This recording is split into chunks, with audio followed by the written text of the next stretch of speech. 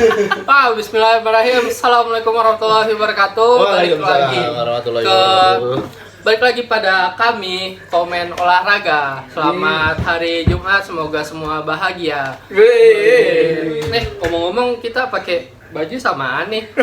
Udah jadinya soalnya. Apa ya? Ini apa sih bajunya? Ini kenal layanan masyarakat dulu ya, sebagai bentuk awareness dan juga mengamplifikasi soal konflik di Gaza. Jadi kita akan mulai biar kalian pada tahu ya. Coba bagian belakangnya seperti apa? Ya kebalik, nggak kebaca ya. From river to the sea, Palestine will be free. Ya sekian. Ayo lanjut ke konten. Oke, balik lagi ke kita. Kita akan komen olahraga tentang seputar kemarin ya, pertandingan Persija. Nah, di sini Persija mendadak gacor banget ya. Nah, terus komen-komen dari teman-teman gimana nih tentang pertandingan Persija atau Persija tadi malam? Dari Mas Rizky. Ini Persija cuma bagus dari udah 2 pertandingan ya. Semenjak Simic dicadangkan. Dan Rico. Oh ya Rico juga ya. Rico. Jadi Rico. 2 pertandingan itu Rico dan Simic dicadangin. Dan kayaknya juga dari segi taktikal Thomas Doll kayaknya udah mulai menemukan formula yang pas di mana mereka bisa menjalankan sistem tapi tanpa Rico ya. Ini kayak dulu tuh sangat bergantung sama Rico. Ya walaupun Rico itu jago cuma jadinya Rico sentris, ada akhirnya Rico itu juga selalu Simic sentris, nyari Simic mulu ya. Jadinya nggak jalan tuh skemanya ya. Ketika 2 itu disingkirkan, nggak disingkirkan ya. Mungkin dicadangkan dulu dan ketemulah pakem yang kalau dilihat sih terakhir itu 3-5-2 dari awalnya 3-4-3. Dan dengan 3-5-2 ini ternyata malah oke ya. Witan malah tadinya biasa-biasa aja jadi makin oke banget. Itu sih jadi kayak Thomas dulu udah ketemu pakem 2 pertandingan permainan sama. Yang beda tuh di yang kemarin itu cuma di backnya doang. Kemarin Hansamu terus diganti sama Kudela. Sisanya semua sama, pakemnya sama dan oke banget. Permainannya oke. Ya, dari The Jack. The Jack gimana Jack? Jackmania. Kemarin sayang banget ya nggak bisa nonton, tapi tadi pagi nonton videonya. Permainan sangat bagus dari Persija. Benar, formasi dari Persija itu diubah ya. Jadi belakang 5, terus di tengahnya itu ada 3, terus depannya itu 2. Nah, kemarin dari pertandingan sebelumnya yang biasanya seri-seri kalah gitu kan ya dari Persija. Nah, dicoba diubah tuh sama Thomas Doll permainan Persija. Jadi dari belakang, tengah ke depan itu aliran bolanya tuh berjalan dengan baik gitu. Kalau misalnya yang kemarin kan makanya agak di depan ya. 1 striker, 2 numpang di belakangnya, terus 2 lagi ada di tengah. Nah, itu permainan atau aliran bolanya itu nggak ngalir. Jadi dari back langsung direct ke depan, langsung ke striker. Nah, sering banget tuh hilang bola dari sananya itu. Nah, mungkin situ sih komen dari saya. Kalau menurut pribadi salah satunya ya dicandanginnya si Rico sama si Mix sih, si paling senior di Persija yang di main kali ini ya. Jadi nggak mungkin dari pemain lain lebih lepas gitu loh. Ya, betul. Karena ya kita tahu si Rico ini kan banyak goceknya dan goceknya tuh nggak bisa menempatkan waktunya gocek atau waktunya passing gitu loh. Dan Rico kalau ada Simic udah nyarinya ke Simic terus dan permainan lebih ke delay. Tapi dari segi permainan mungkin lebih bola cepat dan gak banyak gocek. 1 kali kontrol, 2 kali langsung passing. 1 kali sentuh, 2 kali passing. Nah, itu yang bikin permainan beda dari 2 pertandingan ini dari sebelum-sebelumnya. Dan menurutku cukup efektif di pihak Persija. Tapi dari keseluruhan si Persikabo juga mainnya jelek. Banyak sekali lubang di belakangnya. Jadi gampang ditembus nih. Iya sih, tapi aku nggak bilang Persikabo jelek-jelek amat, cuma karena Persija itu baru bisa golin di menit 30-an. Baru itu pun 1-0, nanti baru sisanya itu di babak kedua. Terus yang menarik itu ini, ya pergerakan pemainnya ya. Jadi kayaknya ini yang dimau sama Thomas Doll. Jadi nggak terus-terusan bawa bola, tapi semomen itu pergerakan off the ball-nya oke banget. Jadi kelihatan lah di gol yang Witan pertama tuh udah oke banget. Ya, itu sih oke sih. Permainan juga orang-orang dari Persija tuh harus terus bergerak gitu. Nah, ini yang bikin nyuri perhatian ini nih. Kemarin kan sempat disanterkan kan ini si Witan mau dibarter sama si Valente karena performanya menurun dan jarang juga kan, ya sering juga jadi di bench kan. Nah, tapi kok mendadak 2 pertandingan 3 gol. Nah, bagaimana menurut kalian? Gimana Witan kok tiba-tiba gacor? Kalau misalnya menurut saya tuh si Witan sebelum-sebelumnya itu belum ditempatkan di posisi yang tepat sebenarnya. Jadi kan Thomas Doll itu formasinya dulu kan agak beda ya.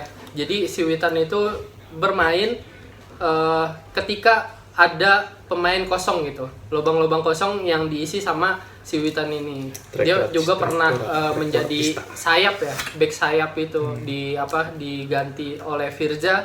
Nah itu pernah digituin. Nah terus di pertandingan ini si Witan itu sangat cair banget karena menurut saya pribadi itu posisinya sudah tepat gitu di Witan itu. Dan Matsumura 2 assist cukup bisa menjadi ini ya, menjadi pembeda. Karena sebelumnya emang satu gol satu sama itu kan yang nyatakan Matsumura. Nah, sedangkan di pertandingan ini dia berkontribusi assist ke Witan dan ke siapa? Ferrari ya. Ferrari. Ya. Nah, itu apakah ada peran yang dirubah atau memang posisinya seperti itu cuma kontribusinya berbeda, Mas?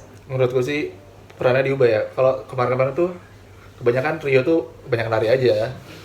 Jadi dioper ke sayap, Rio-nya suruh lari ngacak-ngacak sayap. Cuma kayaknya nggak efektif bermain seperti itu, capek.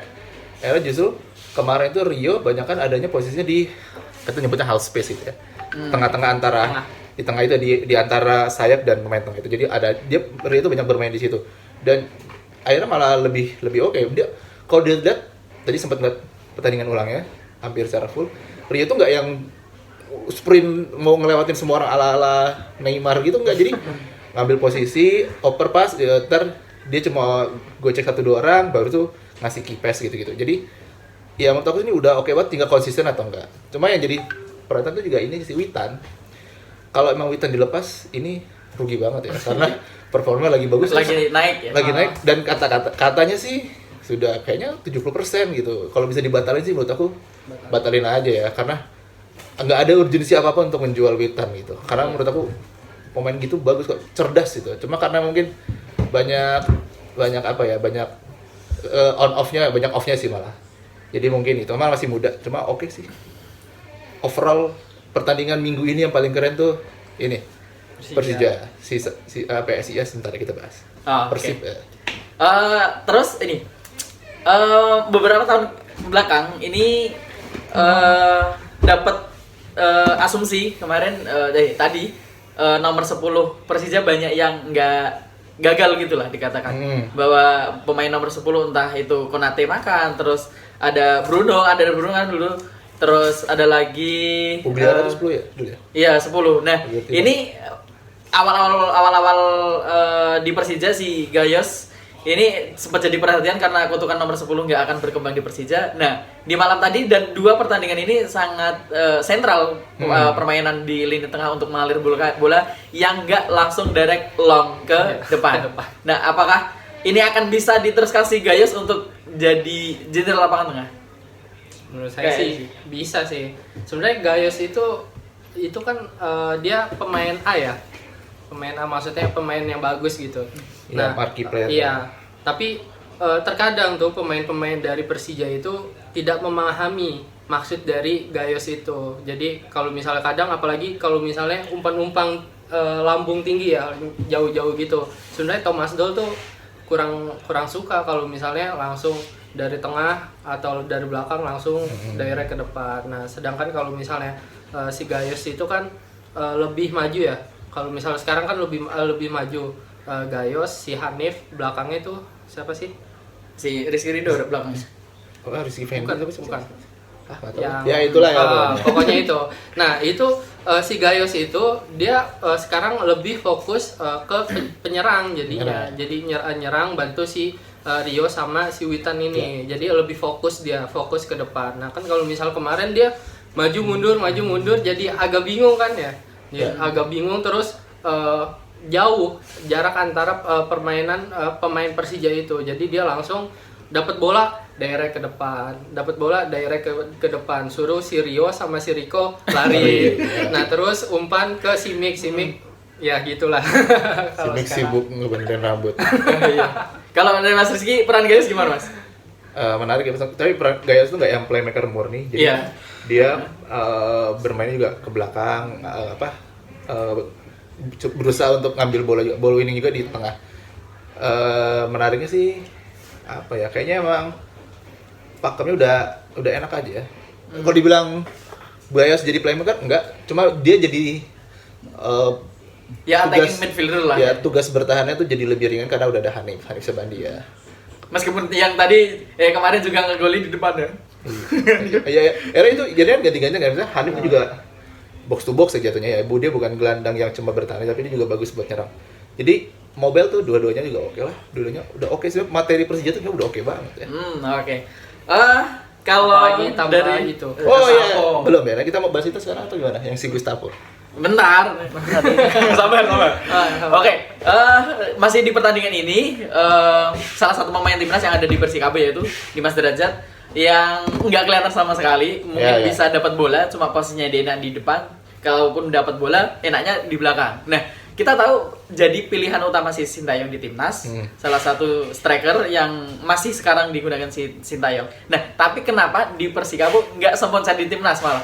Nggak sekelihatan di timnas nih? Ada apa nih dengan Dimas Derajat, atau salah sistemnya atau dari pihak ini timnya Persikabo sendiri? Kalau Persikabo sih musim lalu oke ya, makanya Dimas Derajat tuh permainannya kelihatan tuh gara-gara musim lalu ya. Aku nggak tahu, nama Liga Indonesia tuh sangat susah diprediksi, apalagi semenjak dipegang sama Aji Santoso kan nggak kelihatan nih. Persikabo dari semenjak sama Aji tuh baru menang sekali kalau nggak salah. Nah, mungkin sistemnya Aji yang nggak cocok sama Dimas Derajat. Padahal Dimas Derajatnya sebelum ada Sananta menurutku adalah striker lokal yang paling jago lah. Ya, Dimas Derajat ini punya keeping ball, postur, visi, dan itu juga oke. Cuma pas di Persikabo zamannya Aji ini nggak oke juga, dan juga beberapa ya musim lalu gitu sempat cedera juga, jadi mungkin itu kali ya. Padahal sebenarnya oke sih. Penurunan Padahal menurutku dia dapat tim yang bisa mengakomodir dia bermain, wah pasal dia oke banget. Jadi pemantul tuh bagus banget. Sofian, kalau misalkan ini nonton Dimas Derajat nggak? Nggak. Ya udah kalau nggak nontonin. Ya udah kalau nonton. Oke, kita pindah ke berita selanjutnya, yaitu tentang perpindahnya Gustavo ke Persija sebagai pinjaman. Nah, itu mungkin akan menghabiskan musim ini di Persija. Dan yang sekarang dia capai yaitu jadi top skor Liga 1 dengan 14 gol. Nah, di 19 pertandingan kali ini. Nah, ini apakah ini akan menjadi jawaban di Persija selama ini yang susah cetak gol dan hasilnya menghasilkan imbang kalah gitu aja terus. Nah, ini apakah menjadi jawaban di Persija? Yuk, mau ada yang mau jawab? Ayo, Sofian. Gimana Sofian? Nah, di video sebelumnya kan saya pernah berbicara ya. Sebenarnya Persija itu bukan minus di lini tengah, tapi minusnya itu di striker gitu. Nah, si Thomas Doll itu juga sudah mengetahui gitu kalau misalnya emang Persija itu sulit, nggak mudah untuk mencetak gol, dan alhamdulillahnya si Luis Gustavo ini ditarik oleh Persija ya. Nanti mantap tuh, jadi Luis diduetin sama Rio atau Witan. Nah, tinggal di belakangnya satu orang. Apa enggak Gustavo diduetin sama Simic? Ya, enggak sih, kayaknya sih kayak. Ini nggak tahu ya. Seberapa banyak pemain tim yang ada di zona degradasi tapi penyerangnya top skor itu jarang-jarang. Kayaknya di luar negeri pun jarang.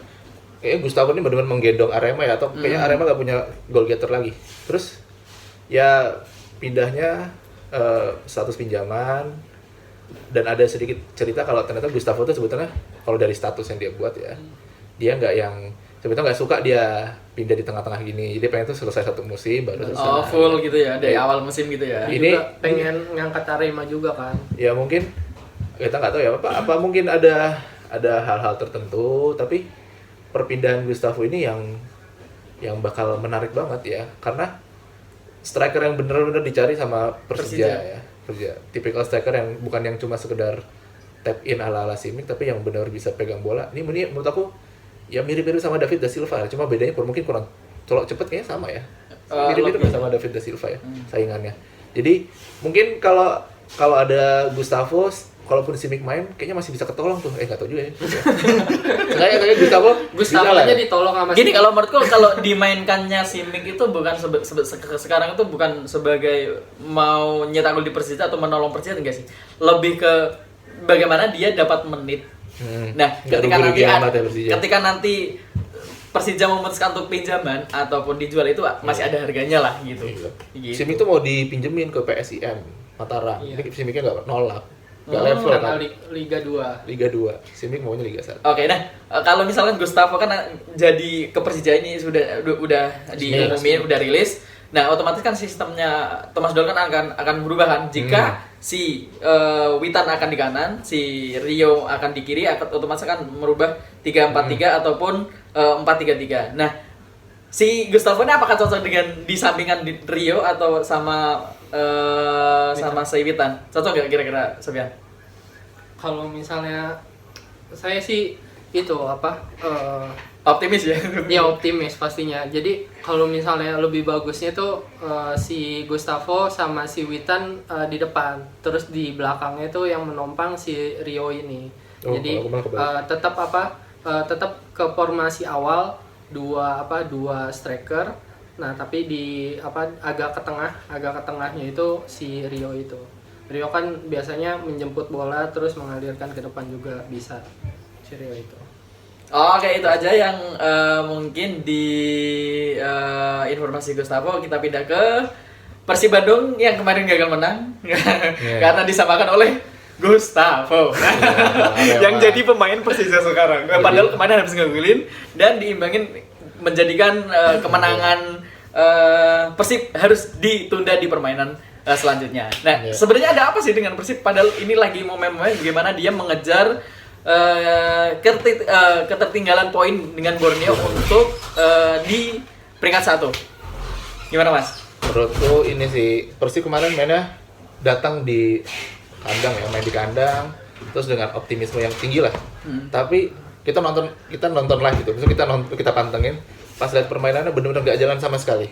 Aku nggak tahu. Mungkin kalau dilihat sih kalau banyak komen-komen di lini masa gitu pada bilang emang seperti tidak nyaman ya. Aku juga nggak ngerti apa. Padahal Arema juga mainnya nggak spesial-spesial Ya, amat. Tapi ini kayaknya emang Persibnya aja yang kayak buru-buru gitu. Buru-buru banget untuk Cetak gol. bawa bola tuh mindahin bola ke depan karena akhirnya tuh permainan tuh benar-benar cuma mindahin dari bola ke Ciro bawa bola lepas. Nah, sama juga Arema juga mindahin ke Gustavo. Udah gitu-gitu aja tuh. Udah hampir jadi secara permainan kok kayak nggak jalan, Bojan nggak melakukan apa-apa, skemanya nggak jalan atau mungkin kecapean atau nggak ngerti, cuma banyak ya secara taktikal nggak jalan sama sekali. Permainan salah satu permainan yang padahal aku berharapnya Persib Arema tuh bakal seru gitu ya. Kalaupun mereka bermain imbang, tapi mereka bermain dengan cara yang benar gitu kan, menyenangkan lah. Ternyata kemarin nggak banyak gol yang ya gitu-gitu aja sih. Kayaknya Ciro capek banget disuruh lari terus itu. Apa ya nggak?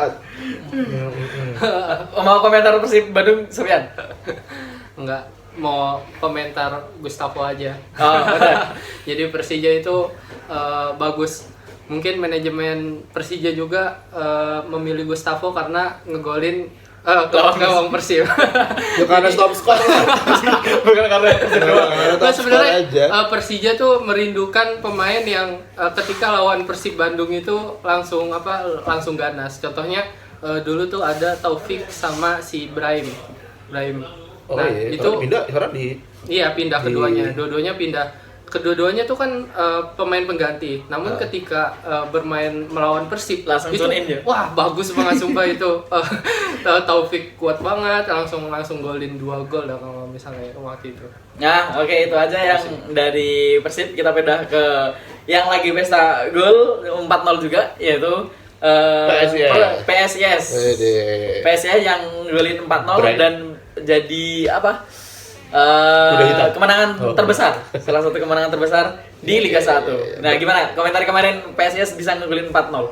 Brightonnya Liga 1 ya. Iya, gila.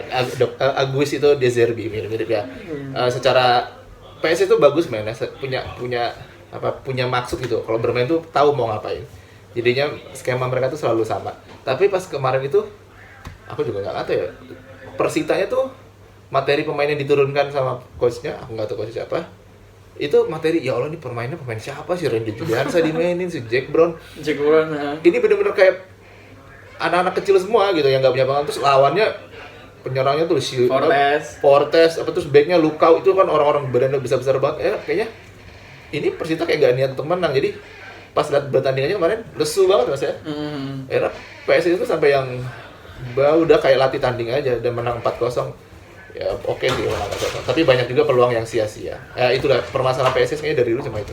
Jadi mereka tuh bisa bikin peluang, tapi banyak yang gak konversi. Ada ya entah itu Fortesnya sundulan kemana tuh, padahal udah kosong atau gimana tuh banyak lah kejadian-kejadian yang seharusnya bisa menang lebih dari 4 itu. Dengan lihat materi Persita, cara mainnya Persita, itu bakal bisa lebih gede, cuma ya cuma segitu doang. Banyak buang peluang. Tapi secara permainan sebelumnya PSIS oke. Terbukti sekarang posisinya di posisi 3 3 atau 4 ya? Iya, 3. Ya PSIS ini salah satu kuda hitamnya Liga 1. Di Liga 1. Nah, gitu dah. Kalau Brighton punya Mitoma, PSIS punya Gali Freitas. Di sisi kanan ya. Di sisi kanan. Itu yang jadi triggernya mereka untuk menyerang itu dari Gali. Kalau itu dari Brighton dari Mitoma. Sama lah itu. Mereka ngoper bola di belakang hanya untuk memancing pressing. Ini aja mas, prediksi playoff peringkat 1, 2, 3, 4. Kamu dulu. Kalau sama-sama pasisan ya, masih Borneo nomor 1 sih. Cuma kalau misalkan Borneo 1, 2, 3, 4. 1, 2, 3. Borneo Persib PSIS. Sama 4 ya? Persija. Soalnya kalau aku sendiri kalau Persija dinaik 3, 4 kayaknya nggak mudah deh. Borneo 1, kedua karena nggak suka Persib. Tapi Persib permainannya subjektif sekali nih.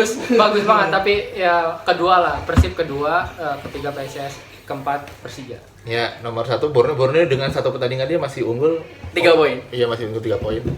Masih banyak ini lah ya kalau Borneo kayaknya udah nggak kekejar lah. Kayaknya Borneo 1 peringkat 2 sih kalau dilihat dari permainan kayaknya malah PSIS. Kalau permainan gitu. Iya, nomor 3-nya justru Persib. Nah, 4-nya pengennya sih biar nggak bosan, pengennya sih Persija. Sekarang posisi 4 tuh ada di Bali ya. Bosan lah Bali. Ya. Yang Persija aja. Atau jangan malah Rans finalnya nanti gak ada yang nonton. Katro banget.